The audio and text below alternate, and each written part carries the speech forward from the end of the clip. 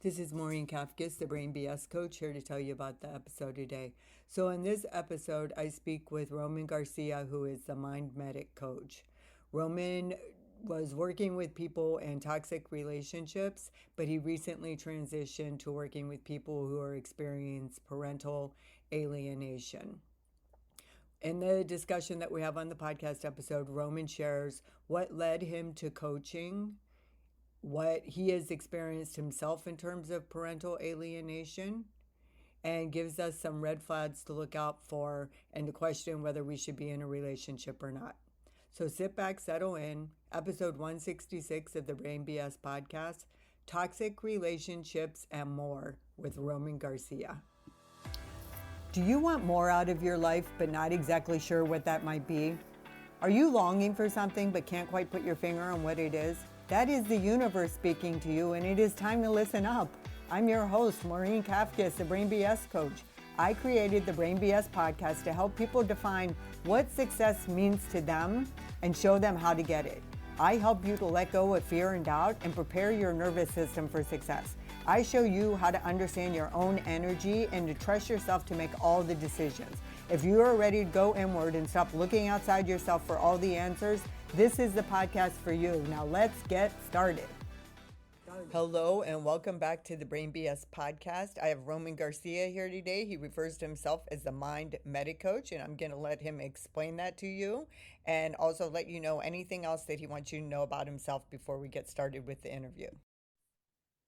Hi, thank you so much. So my motivation for naming my company the Mind Medic Life Coaching is inspired by my past job.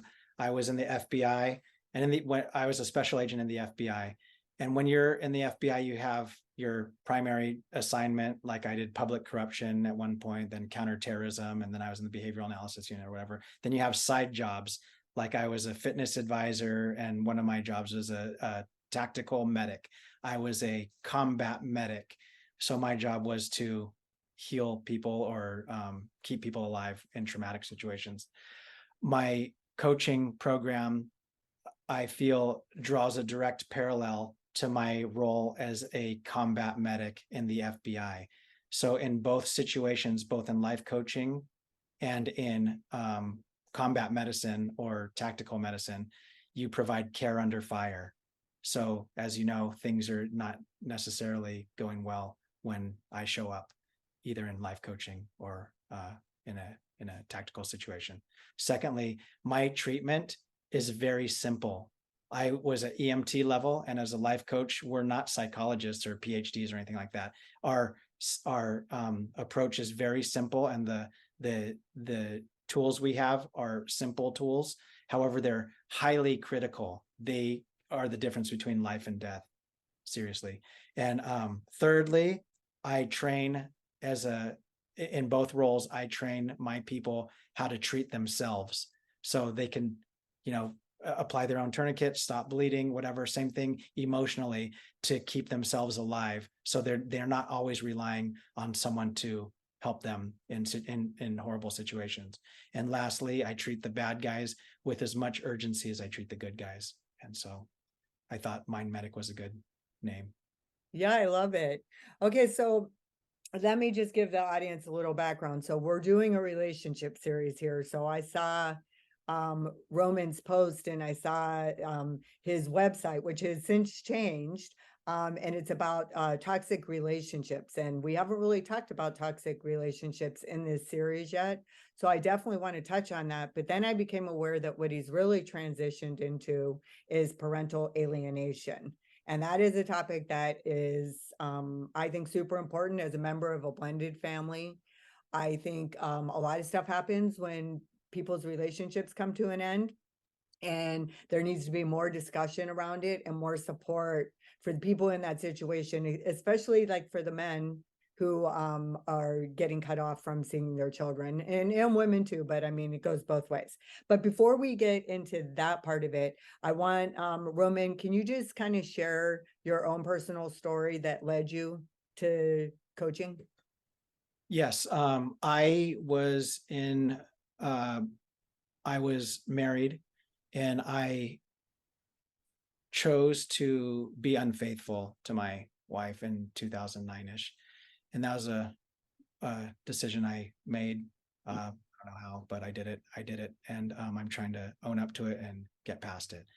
I was in a relationship with, so my ex at the time, she dealt with it by moving out of state with my children, and she took them away, and I hardly got to see them since 2009.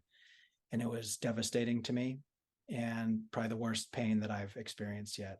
In the second relationship I was in, the it was pretty dysfunctional, to say the least, and I was codependent, and I'm sure I came with my narcissistic tendencies. And through our family therapist, I learned about borderline personality disorder, and I experienced that, similar to, I describe it as emotional terrorism. And in fact, an example, one time, I was at work. Like I said, I was in the FBI. I was in Los Angeles, and we had an arrest operation. And during the operation, a guy got shot, and I was the medic and stuff. And so it was pretty like like very intense situation. And so was, anyways, I was in the situation with the person who got shot. My friend shot him. And anyways, after the incident, there was a group at the FBI called the EAP, Employee Assistance Program. So they're psychologists, and they kind of come in and make sure everyone's mentally okay and things are okay and that we're fit for duty or whatever. And they went through the list of all the people that were there. There was maybe 40 people there involved in this thing, and I was one of them. And they asked how I was doing, and I said, honestly, the things I'm going through at home are way worse than anything I've seen on the job. And the guy was like, okay, glad you're okay. See you later. And just like, that was it. So I was like, cry for help. So long story short, I spent a decade trying to figure out my situation. I had so much guilt and shame and despair and depression. And I just I'm the worst case scenario. I went to a 12-step program, and when it was my turn to speak all the time, I'm the worst case scenario. So you guys should feel better about yourselves or whatever, because I put myself in such a precarious situation, and my children, that it was so hard. I was active in my church. I was doing a 12-step program. I was reading books, listening to podcasts, going to therapy, and nothing really helped me until Well, let me just ask you, what were you in the 12-step program for? Were you addicted to something? I was for codependence and pornography addiction. Oh, okay. All right. Yeah, it was awesome. But yeah, and so just trying to figure out my life, and just trying to be good, and trying to I guess get past it, and to forgive myself and be forgiven, and to repent and all those things. I just wanted to be a good person. And so anyways, a neighbor of mine turned me on to the Life Coach School podcast, and I was in love. And my trajectory was, I wanted to get a PhD in psychology from the FBI and become a therapist, mostly to help myself. That didn't work out. So I left the FBI, and I got certified as a life coach. And it's made a ton of difference for me. And I rely on those principles every day to manage my brain. Wow. So you've been through a lot. So that's like at the Brain BS podcast, we call unconscious and subconscious programming Brain BS. And it's that internal program that really dictates a lot of what's going to happen in your life, like unconsciously at a level that we're not aware of.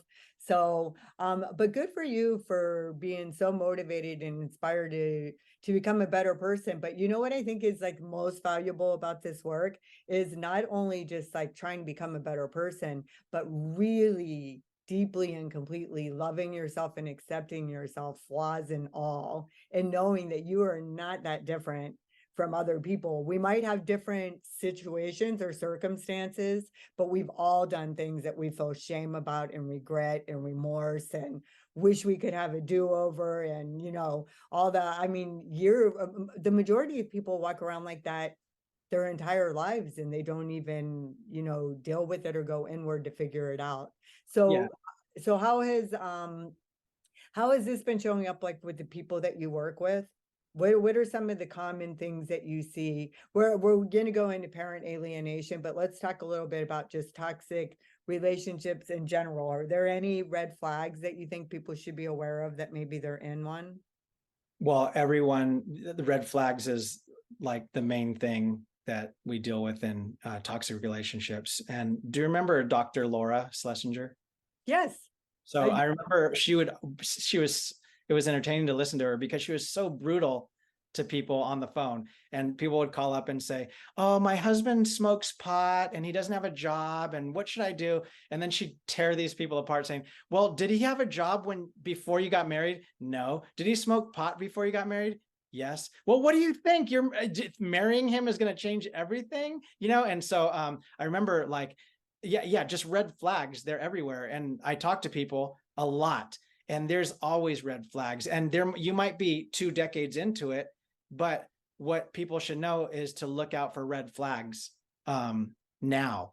And so I think the big dilemma is teaching people that there are always red flags, and you have the choice. No matter, it's never too early and it's never too late to take action on the red flags that you see. You could, and you don't have to do anything drastic or violent or crazy, but like one thing I'm doing now is I have 2 boys, teenage boys, and one of them likes a girl, and so I I'm trying to teach them from my mistakes and say, hey, there's red flags, but always think about the way you're feeling.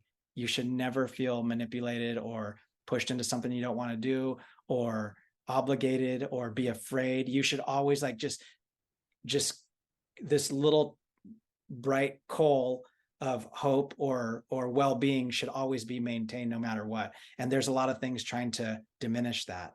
And so yeah, we could can you share like some of the common red flags though, like what they actually are? Like maybe somebody who is yeah, controlling or somebody. yes. Well, we're all wounded. We're all hurt. It's hurt people hurting people. And so whether it's like, why didn't you, people nagging, like, why didn't you pick up your clothes, or whatever complaint. And you could tell me what complaints you have heard, but like just little things. Am I going to tolerate this? Am I willing to tolerate this for the next 40, 50, 60, 70 years without reacting? Am I okay with it or not? And so you could kind of just take an inventory of the things that have been done to you or said to you over the last 24 hours, and ask yourself if you're okay with it, because sometimes we're not. And then tell yourself, and I think I heard one of your podcasts was talking about being in control, like being in the driver's seat of your life, knowing, like even just telling yourself, I can figure this out, or I must figure this out, not I can't figure this out, or there's no hope for me, or there's nothing I can do. Because we're just kind of throwing in the towel and conceding defeat when we say things like that to ourselves. Okay, so this is interesting because well, okay, so I guess we should point out first that toxic is a thought, right? That there isn't actually a quote unquote toxic relationship. It's just what you're thinking about it.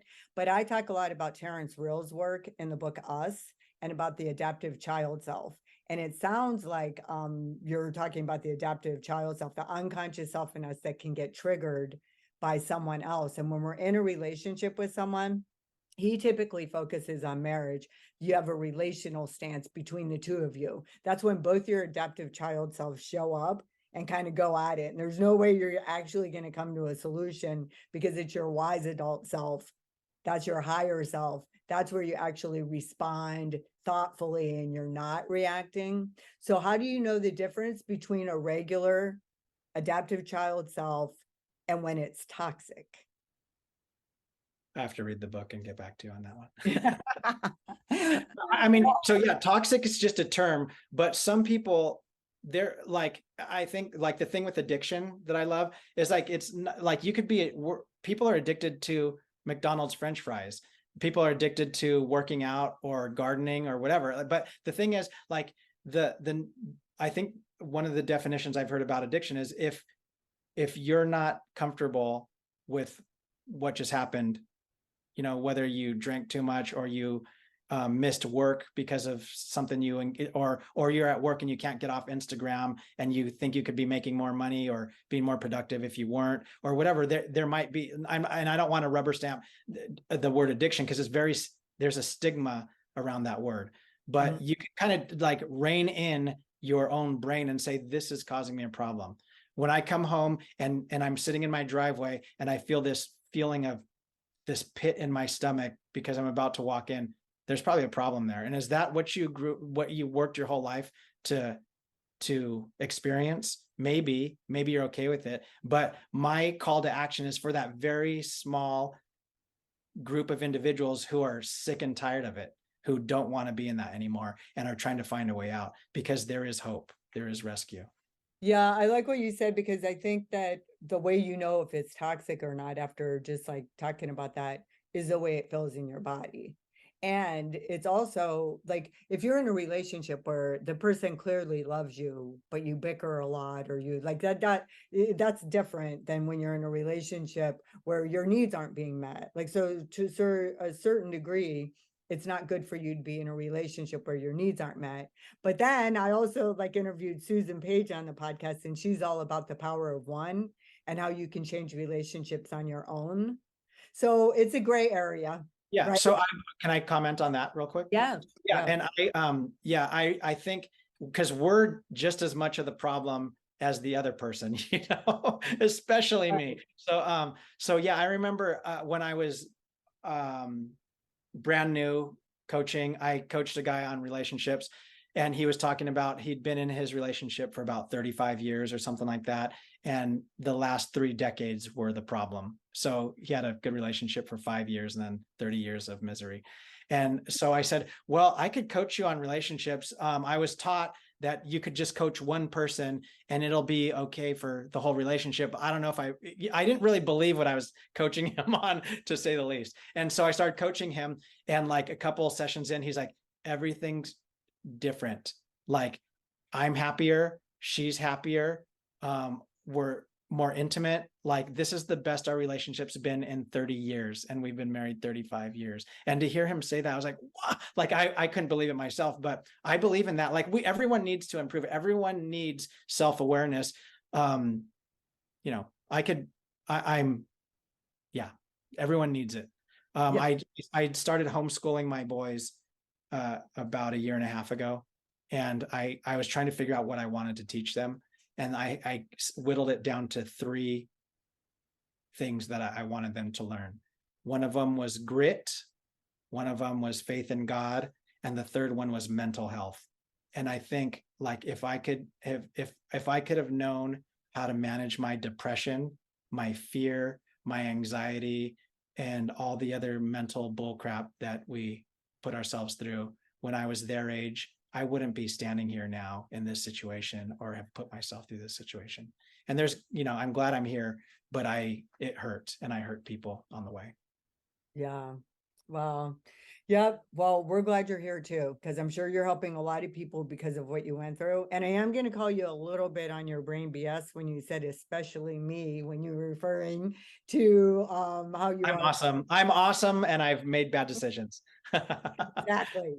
All right. So let's talk a little bit about parental alienation, which is where your business is really starting to focus.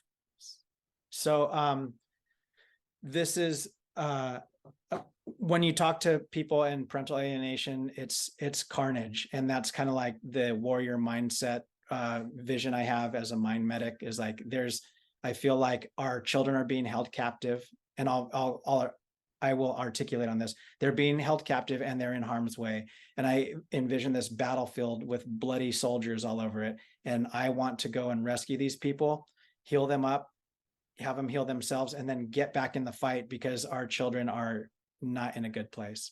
And so 1 year ago today, I was in Hawaii for a job. I was going to be there for 3 months.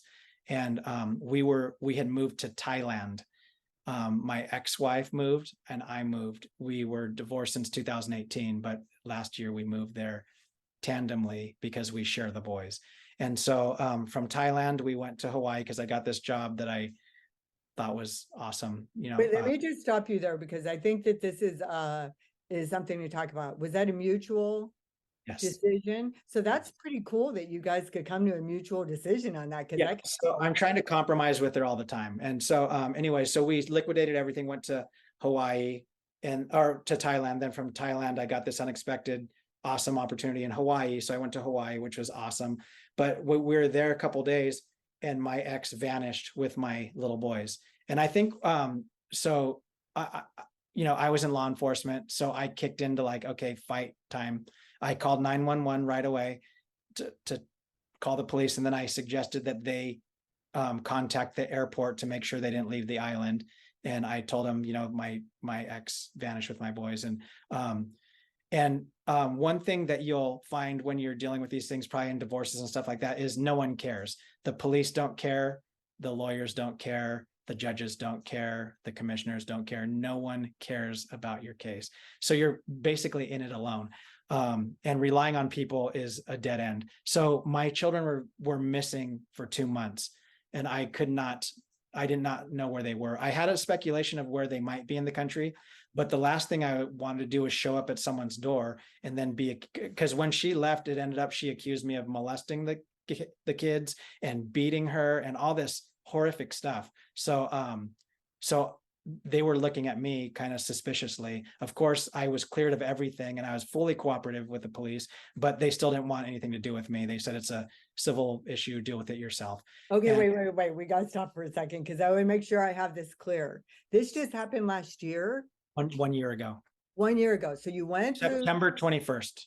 okay, so you got divorced a long time ago, Yes. right? Then you're compromising.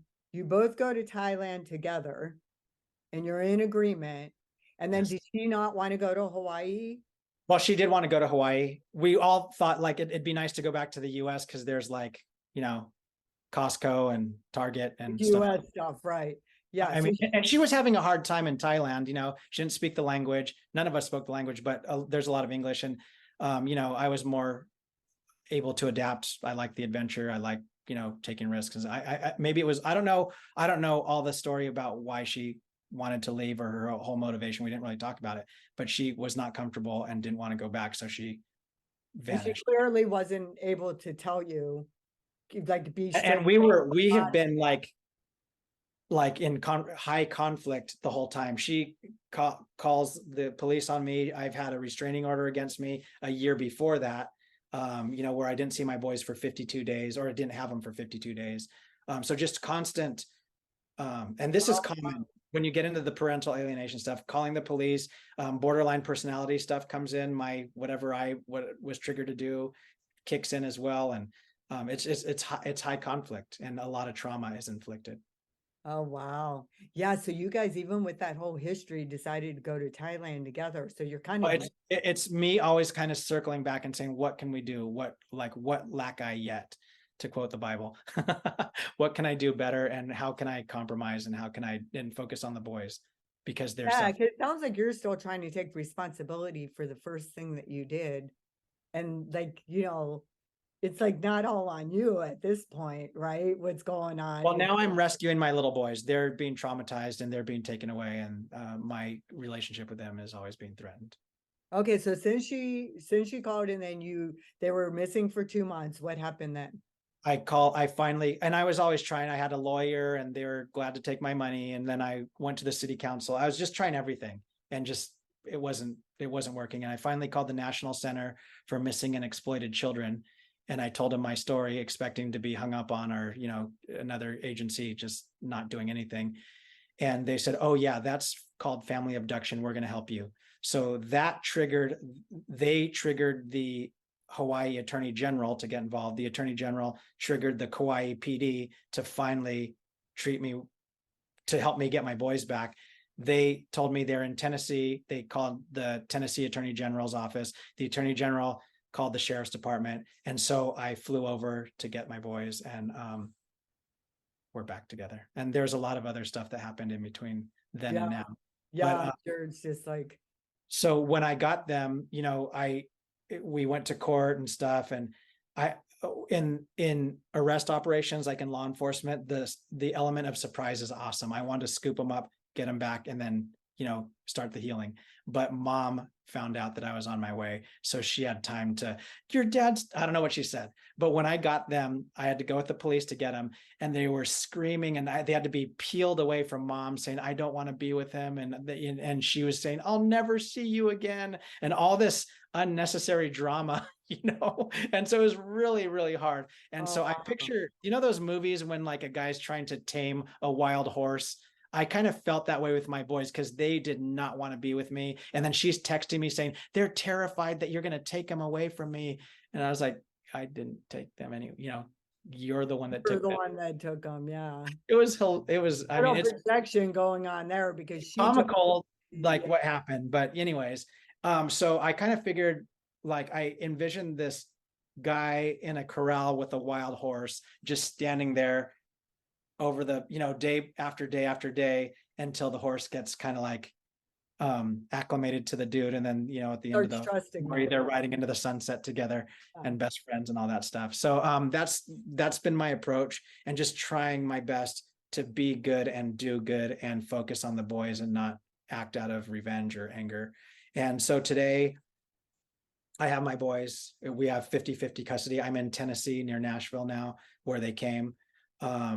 We a couple days ago, we were all wrestling on the trampoline, and my son goes to jujitsu every day, and my other son is very active in his activities. He was a water boy for the football team, and I'm supportive. I even bought mom a car when her car broke down, and as a, it's in my name. I'm using it as a way to help her in, and to make sure she doesn't vanish again, because it's a compromise, trying to figure it out. And my way might not be the most successful way of getting your kids back, but it's working for me now. And there's not one right way to do this. So I'm figuring it out every day. Wow, that's a lot. That is like a lot of, when you were talking, I felt like anxiety creeping up like my whole chest into my neck and stuff. And just thinking about the impact that's had on your whole family, like all of you, and being in such a high, intense, emotional state with everything going on. So what are some of the things that you do for yourself now, like to calm your nervous system? Well, this is something, and I think it's awesome to prepare. And again, I have this like kind of warrior or fighting mind, like vision in my mind of all the stuff that applies to my brain. And I figure, like, I watched a Bruce Lee movie recently, and I picture these guys training to fight, and they're training and training and training. And the best time to fight a bunch of guys in a dark alley isn't before you go to the karate classes. It's, months after you've been there for a little while. So I think all those routines, like I've adopted this for the last few years, and I'm trying to, perfect it. But I love sleeping 8 hours. I do intermittent fasting when I wake up. I love to meditate. I do CrossFit workouts. I avoid flour and sugar on a good day. And I try to help people every day, and I try to feed my spirituality, and I get to work. And so when I can do that, that's a perfect day for me.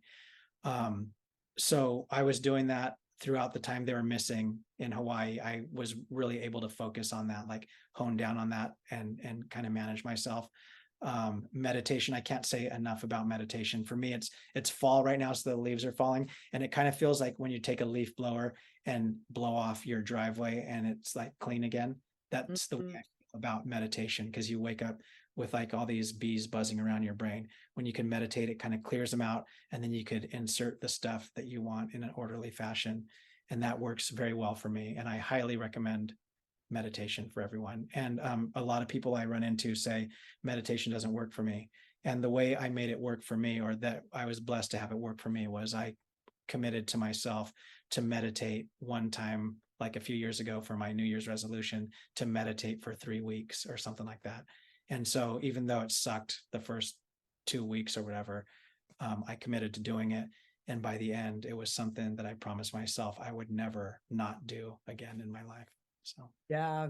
I remember the first time I meditated was, I read Dan Harris's book, 10% Happier. He used to be like on ABC News and stuff. And he was really against meditation. He's very scientific and he just thought those people were all woo and stuff. But then he did it. And he was just like, thought it was amazing. So I did my first meditation after listening to him, and I did it for 5 minutes and I started bawling instantly. So that made me realize that as soon as you get still and you quiet down, the emotions come up, especially if you've been squashing them down forever, and that it's okay. And meditation doesn't have to look like anything. It's just what it is for you.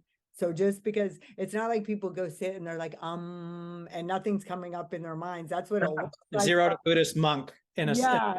From the outside looking in, it looks like they're doing that, but they've got stuff coming up in their mind too. And it's just not making it a problem. So, okay. Oh, go ahead. I'm sorry. One explanation I heard was a friend of mine. I sat next to a guy at the FBI, and he was an Army Special Forces sniper. So he had seen a lot of stuff, and a lot of bad stuff had happened to him and his friends. And he said one of the guys in his group became a therapist. And the way he described meditation was, he said, anxiety is worrying about the future and depression is worrying about the past, but the focus of meditation is this moment. And for you and I right now, and everyone listening to this podcast, life is pretty awesome. I would argue that most people listening to this, and you and me included, we have food in our refrigerator and we're probably not hungry or starving.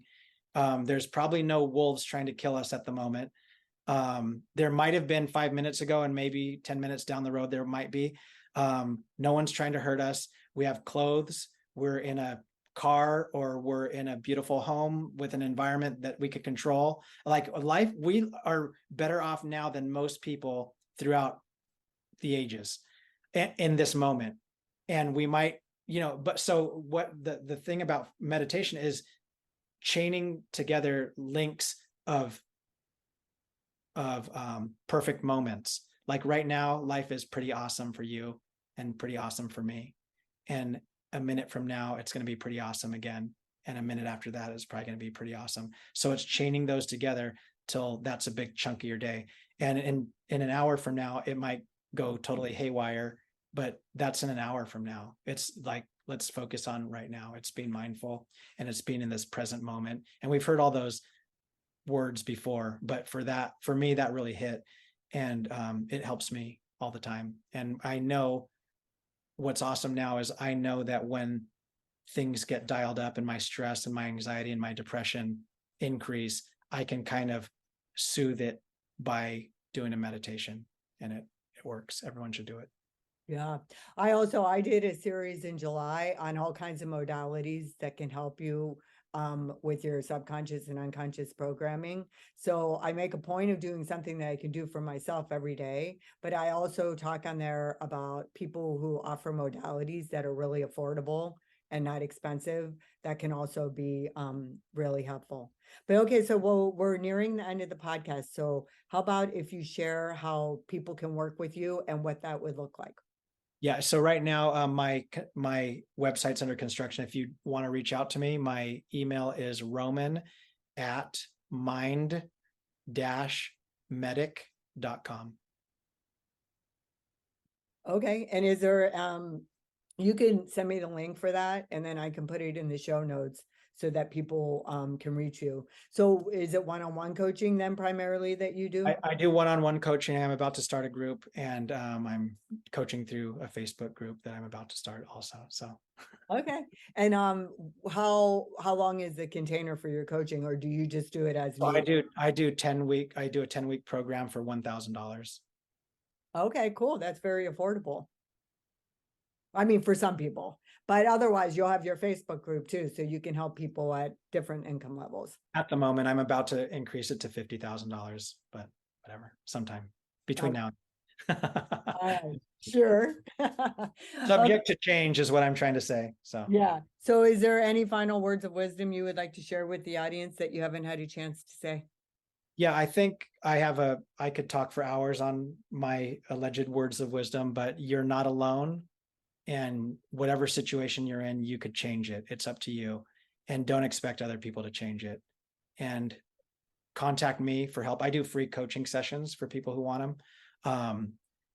But yeah, get help if you want it, because it's out there and you could do whatever you want. You are limitless. Yeah, I love that. No matter how old you are, you can always change. Thank you for coming on the podcast. Thank you. Okay, audience, I know you learned something valuable. I'll see you next episode. Thanks for taking the time to learn how to master your brain BS. I hope you enjoyed listening to the episode as much as I enjoyed creating it for you. If you're inspired, I would really appreciate it if you could take the time to do a 5-star review and tell everyone about the podcast. And if you want to learn more about how you can be a part of something amazing and a community that's trying to give back and change the world in a positive way, you can go to www.thebrainbs.com to find out how.